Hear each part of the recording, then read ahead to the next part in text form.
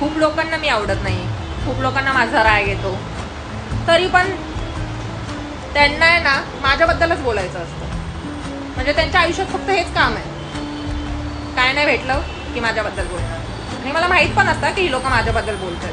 कधी कधी असं वाटतं साठ जाऊन त्यांच्या थोबाडीत द्यावी, पण नाही करू शकत ना, असं नाही करू शकत. मग काय, शिवी हा बेस्ट ऑप्शन आहे. शिव्या नसताना काय केलं असतं ना माहीत नाही मला, फ्रस्ट्रेशन कुठे निघालं असतं ना, कसं निघालं असतं माहीत नाही.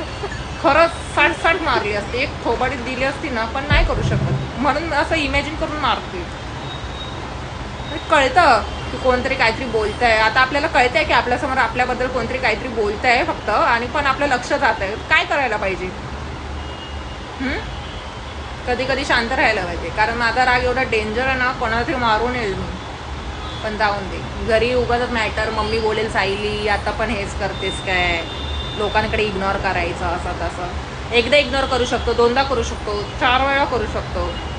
काय काय लोकांना ना इग्नोर करून चालत नाही, त्यांना तर ना थोबाडीत दिलीच पाहिजे. आहेत काय काय तेच